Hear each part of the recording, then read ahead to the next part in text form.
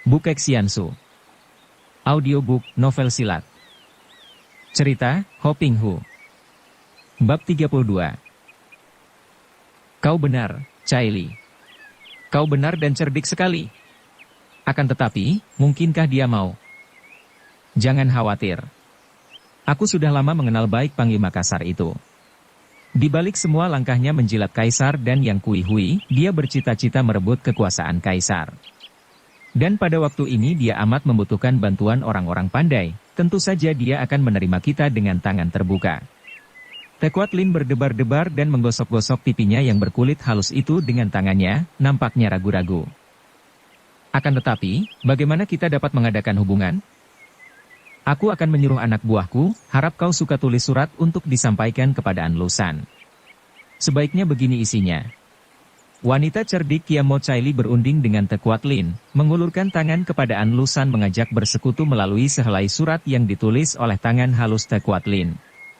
Dalam hal menggunakan siasat, kiranya wanita lebih cerdik daripada pria, dan hal ini dibuktikan oleh Tekuat Lin dan Kiamo Cai Li Lioxi. Sebulan kemudian tampak 5 orang muncul di tepi rawa yang sunyi itu.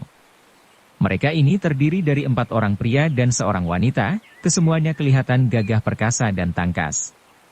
Rawa ini amat luas, sunyi dan terkenal berbahaya sekali.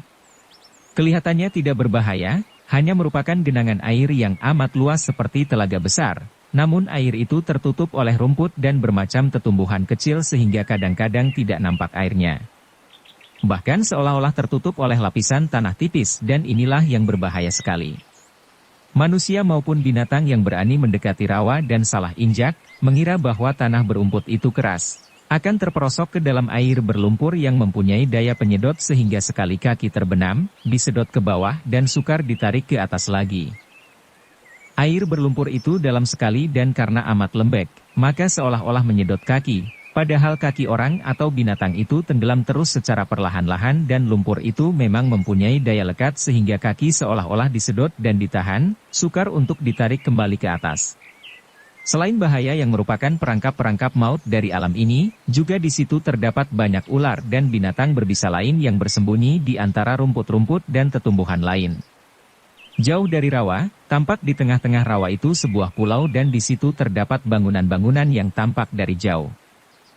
Namun, tidak ada orang dari luar rawa yang berani mencoba untuk mendekati pulau ini, karena selain jalan menuju ke situ harus menyeberangi rawa maut itu, juga telah terkenal bahwa bangunan-bangunan itu adalah sarang dari iblis betina yang ditakuti semua orang, yaitu Kiamo Cai Li. Karena seringkali terdapat bangkai-bangkai binatang-binatang yang terperosok ke dalam perangkap alam sekitar rawa, juga bahkan kadang-kadang tampak mayat manusia-manusia yang sampai membusuk dimakan lumpur, maka terkenalah rawa itu dengan sebutan rawa bangkai. Karena Kiamo Cai Li yang cerdik itu melarang para anak buahnya untuk mengganggu rakyat di sekitar tempat itu, maka tidak akan ada alasan bagi alat pemerintah untuk memusuhinya, pula pembesar setempat merasa ngeri untuk menentang iblis betina itu. Dengan demikian, datuk kaum sesat ini hidup aman dan tenteram di kaki pegunungan Luliangsan itu, tempat ini menjadi tempat persembunyian yang baik sekali bagi Tekuat Lin dan anak buahnya. Kita kembali kepada 5 orang yang pada hari itu berada di tepi rawa. 3 orang di antara mereka laki-laki tua berusia antara 50 sampai 60 tahun.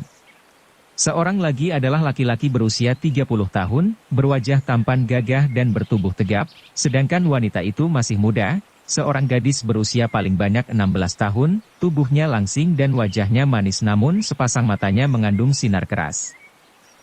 Wanita itu bukan lain adalah Bu Suinyo dan laki-laki muda tampan gagah itu adalah penolongnya ketika dia hendak membunuh diri setelah malam itu dia diperkosa oleh Pangeran Tang Sin Ong. Bagaimana dia sekarang bersama laki-laki dan 3 orang kakek dapat berada di tepi rawa bangkai? Malam itu, setelah diperkosa oleh Pangeran Tang Sin Ong dalam keadaan mabok dan tidak sadar, Suinyo hendak membunuh diri dengan pedang, akan tetapi dia dicegah oleh laki-laki yang ternyata adalah seorang mata-mata dari An Lusan. Dia dapat diingatkan oleh laki-laki itu bahwa membunuh diri bukanlah jalan terbaik untuk membalas sakit hati, maka Suinyo lalu ikut dengan orang itu dan menjadi petunjuk jalan sehingga mata-mata itu berhasil menyelamatkan diri bersama Suinyo, keluar dari tembok Butong Pai. Kedua orang ini tanpa bicara melarikan diri terus dengan cepatnya sampai matahari naik tinggi dan mereka tiba di kaki pegunungan Butongsan, barulah mereka berhenti mengaso di dalam sebuah hutan lebat. Begitu duduk di bawah pohon melepaskan lelah, Suinio teringat akan nasib yang menimpa dirinya, maka serta-merta dia menangis mengguguk. Laki-laki itu memandang ke arahnya dan menghela napas panjang, mengepal tinju dan hanya mendiamkannya saja karena pengalamannya membuat dia mengerti bahwa dalam keadaan berduka seperti itu, tidak ada obat yang lebih baik bagi gadis itu kecuali tangis dan air mata yang bercucuran. Setelah agak mereda tangis Suinio, dia berkata, "Nona, seperti kukatakan pagi tadi, tidak perlulah hal yang telah terjadi dan yang telah lalu ditangisi dan disedihkan. Yang penting, kita melihat ke depan. Jalan hidup masih lebar dan terbentang luas di depan kita. Mengubur diri dengan kedukaan saja tidak ada artinya dan pula hanya akan melemahkan semangat kita yang perlu kita pupuk untuk dapat membalas kepada orang-orang yang telah merusak hidup kita." Kata-kata yang dikeluarkan dengan suara gagah ini membuat Suinio mengangkat mukanya yang pucat dan basah, memandang. Mereka berdua saling pandang sejenak, keduanya baru melihat nyata akan wajah masing-masing. Wajah pria itu menimbulkan kepercayaan di hati Suinio sedangkan wajah gadis itu membuat jantung laki-laki itu berdebar dan tertarik. "Kau siapakah?" Akhirnya Suinio bertanya. "Sudah kukatakan kepadamu, aku adalah seorang mata-mata, seorang kepercayaan Jenderal Anlusan. Namaku Liem Toan Kie. Dalam penyelidikanku di Butongpai, aku telah mengenal namamu, Nona. Engkau adalah Nona Bu Suinio, bersama kakakmu Bu Suiliang engkau adalah murid dari ketua Butongpai yang baru. Aku pun telah mengetahui akan nasibmu semalam." "Ah, si Jahanam Tang Sin Ong.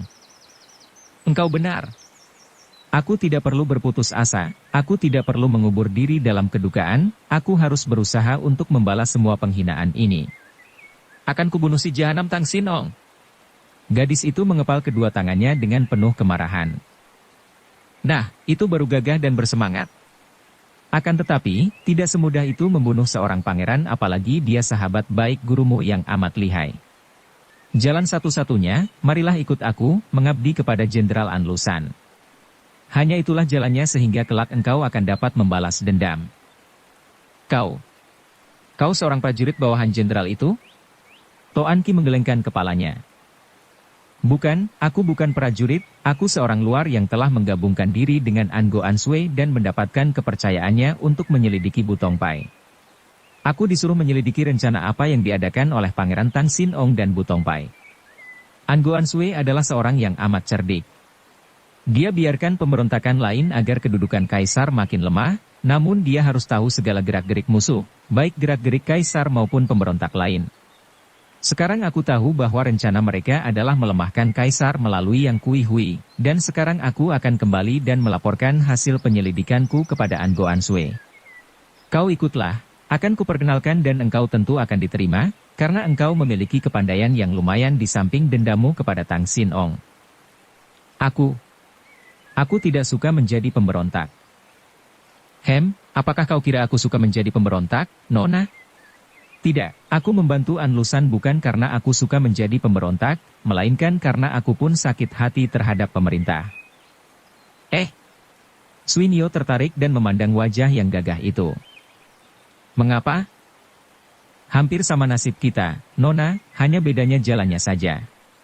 Ketahuilah, dahulu aku adalah seorang tokoh Hawa Sanpai yang tentu saja tak mau mencampuri urusan politik dan pemberontakan, bahkan condong untuk setia kepada pemerintahan, akan tetapi pada suatu hari terjadilah hal yang amat hebat, yang merubah seluruh jalan hidupku." Suinio teringat akan nasibnya sendiri. Dia mendekat lalu berkata, "Liem tuako, kau ceritakanlah."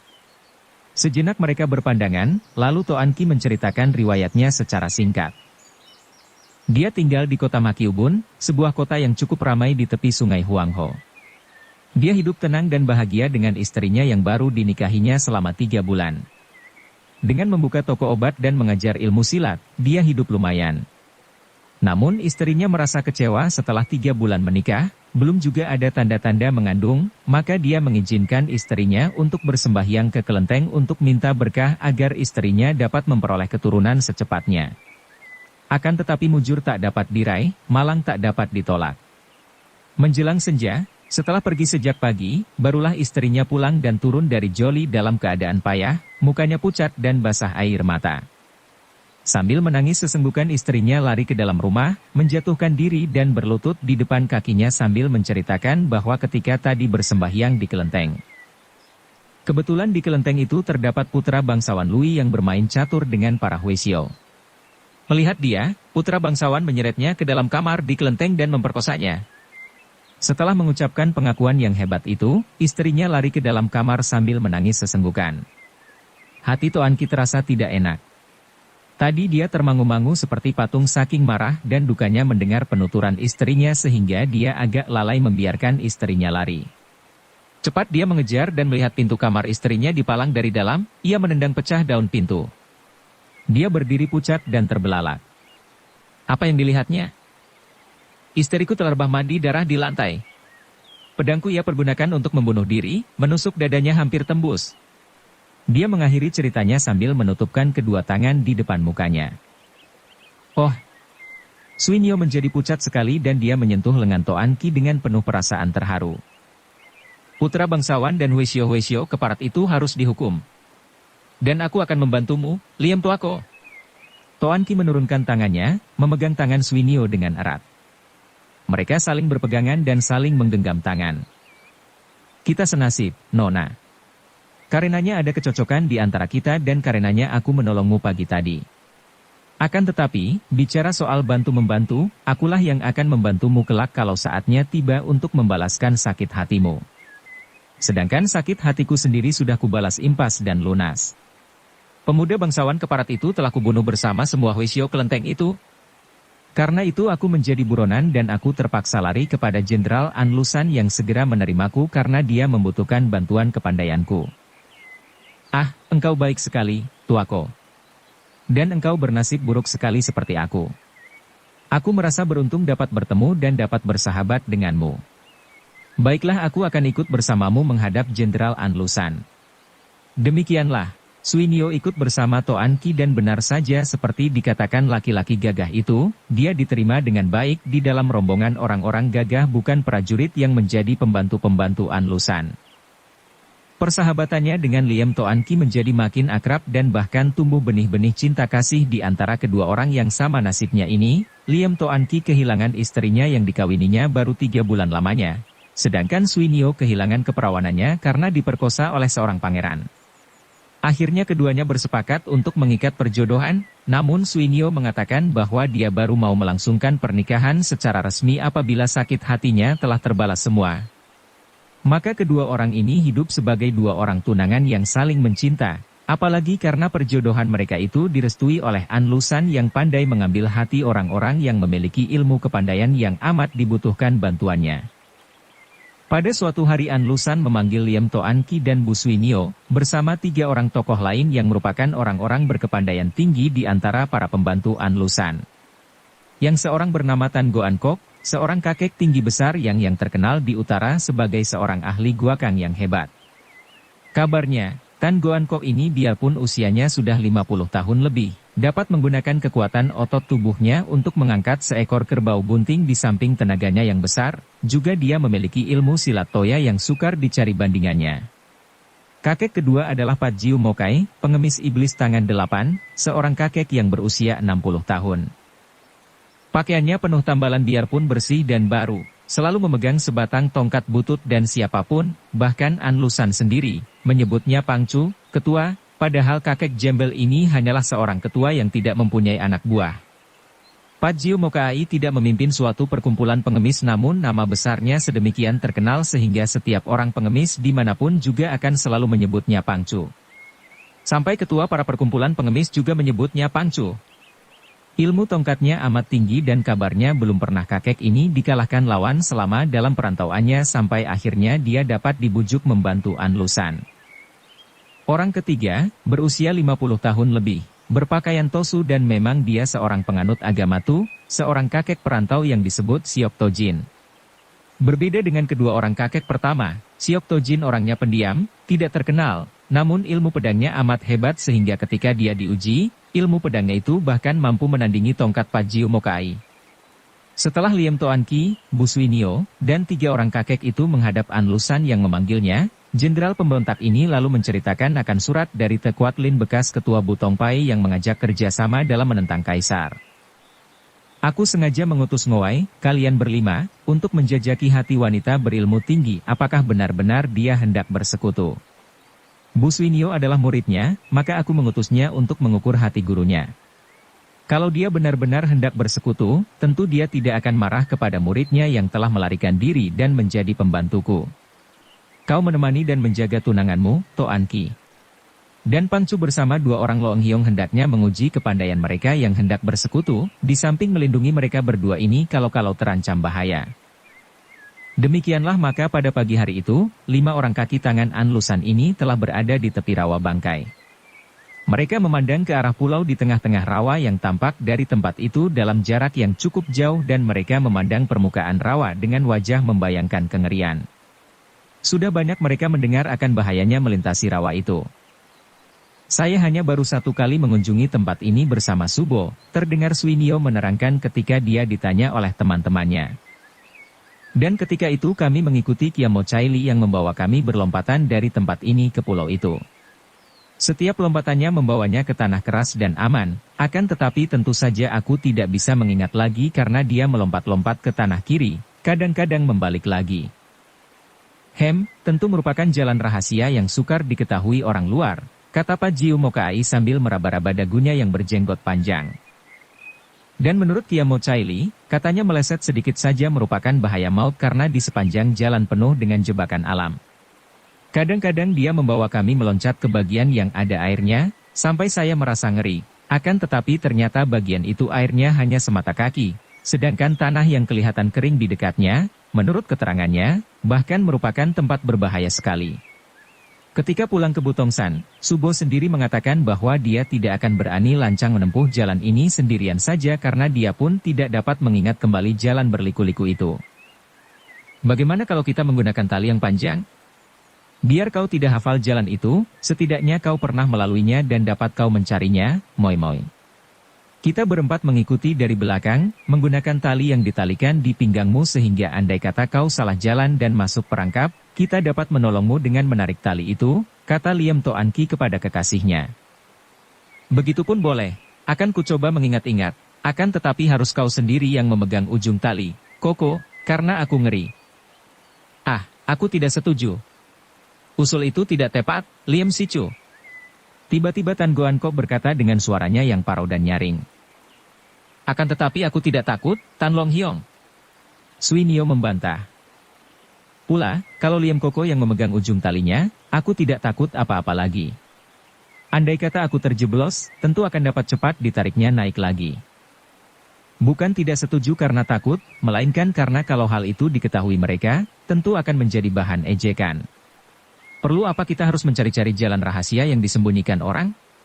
Kita harus mencari jalan masuk yang lebih gagah, tidak mencuri-curi seperti segerombolan maling. Bu Swinyo mengerti dan membenarkan pendapat ini. Mereka berlima lalu duduk di tepi rawa sambil mengerutkan alis, mencari akal bagaimana mereka akan dapat mengunjungi pulau di tengah rawa itu sebagai tamu-tamu yang datang secara gagah. Karena kalau usul Liam Toan Ki dan Swinyo tadi dilanjutkan, dan sampai terjadi Swinyo terjebak ke dalam perangkap alam, tentu hal ini akan membuat mereka memandang rendah saja. Akan tetapi, betapapun banyak pengalaman mereka dan betapapun tinggi ilmu kepandaian mereka, belum pernah mereka menghadapi kesukaran seperti sekarang ini.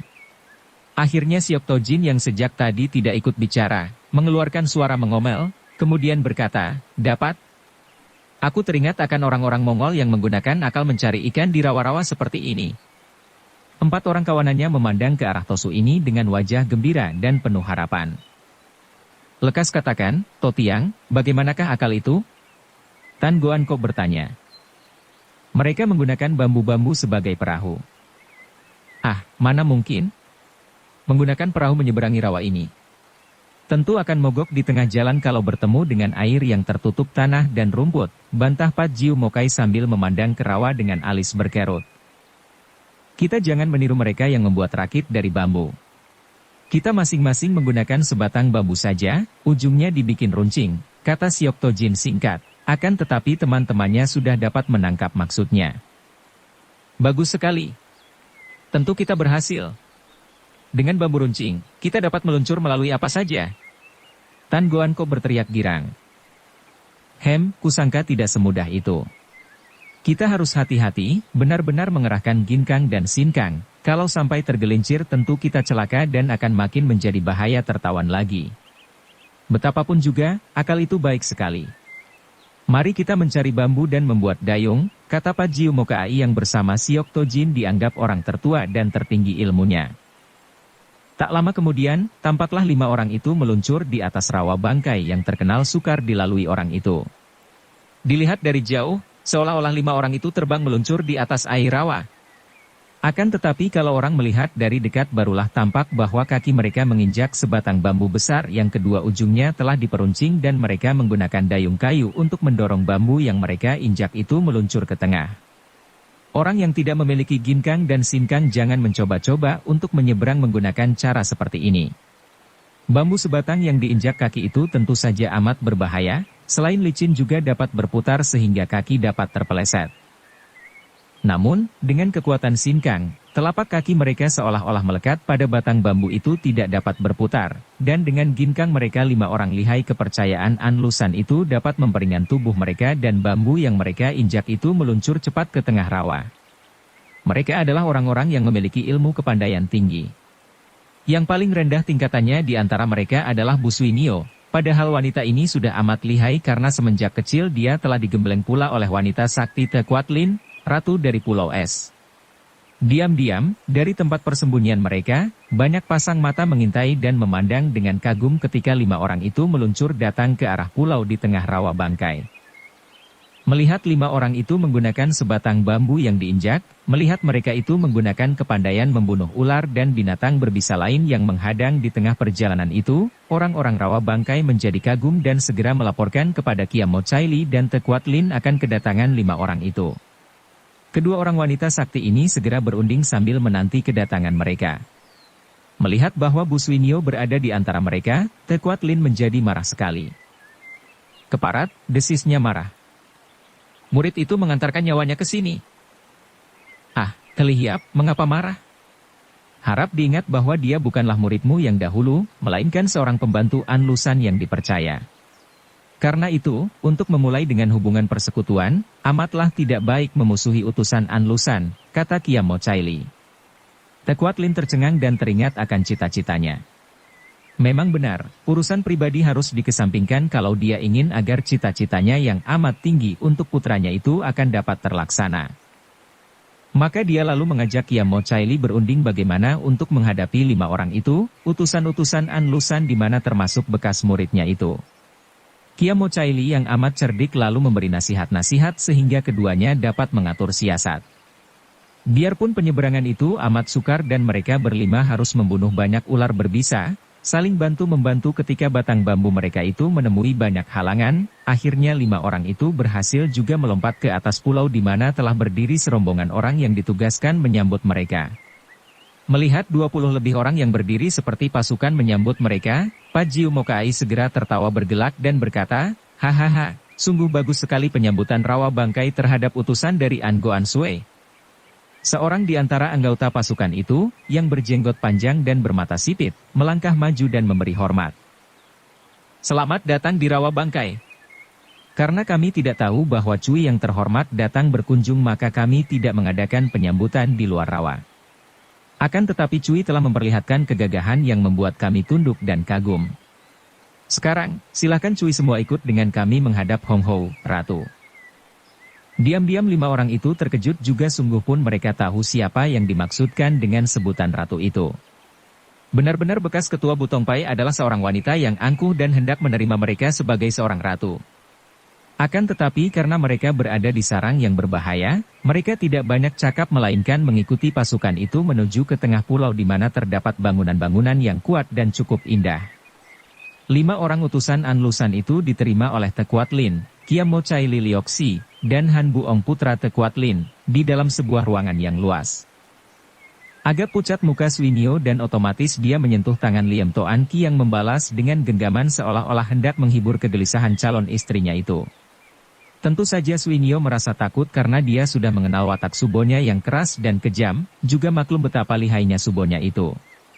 Dia tahu bahwa andai kata Subonya berniat buruk, mereka berlima tentu akan tewas semua di tempat itu. Ibu, itu Sui Suci yang telah minggat datang kembali, tiba-tiba Han Buong berkata sambil menudingkan telunjuknya ke muka Suinyo. Suinyo tidak dapat berdiam diri lebih lama lagi, dan dia maju menjatuhkan diri berlutut sambil berkata, Subo, Tecu harap Subo sudi mengampunkan Tecu. Tekuat Lin memandang tajam sejenak lalu menghela napas dan menggerakkan tangannya. Dia cukup bermata tajam untuk dapat melihat betapa 4 orang laki-laki yang datang bersama Suinyo itu bersikap siap siaga dan kalau dia menurutkan hati panas turun tangan mengganggu muridnya itu, tentu 4 orang utusan Anlusan itu akan membela Suinyo mati-matian. Hal ini sama sekali tidak diharapkannya dan sudah dibicarakannya tadi bersama Kiam Mo Caili. Maka dia menekan perasaannya dan berkata, bangkitlah, engkau pergi dan menjadi kepercayaan An Goan Sui, tidak terlalu mengecewakan. Lega bukan main hati Suinyo dan dia bangkit berdiri lalu berkata kepada Buong, Sute engkau baik-baik saja, bukan? An Buong yang biarpun masih kecil namun sikapnya sudah seperti orang dewasa itu mencibirkan bibirnya, mendengus seperti orang mengejek, lalu berkata, Suci, baik sekali engkau, ya. Suheng dibunuh orang, dan ibu sampai lari ke sini, akan tetapi engkau malah minggat dan enak-enak saja. Buong, diamlah engkau. Tekuat Lin berkata, lalu melanjutkan kepada Suinyo, Suinyo, tahukah engkau bahwa kakakmu telah tewas? Suinyo mengangguk dan air matanya bercucuran dan segera diusapnya. Tecu sudah mendengar akan hal itu, Subo. Kalau begitu kita sama-sama mendendam kepada pemerintah. Kita lupakan saja semua urusan lama, Suinyo, dan baik sekali kalau kita dapat bekerja sama. Agaknya engkau kini sudah dipercaya menjadi utusan An Goan Sui, ya? Suinyo cepat menjawab dan memperkenalkan teman-temannya. Tecu hanya menjadi pembantu dan penunjuk jalan saja bersama. Dia ini. Suinyo menunjuk kepada Liam Toan Ki dan mukanya menjadi merah. Siapa dia? Tekuat Lin memandang tajam kepada Liam Toan Ki yang cepat maju menjura dengan hormat. Maafkan, Pangcu. Aku bukan ketua Butong Pai lagi, aku adalah bekas Ratu Pulau Es. Jawab Kuat Lin ketus. Bersambung ke bab 33. Dukung kami dengan subscribe, follow, like, komen dan share. Terima kasih.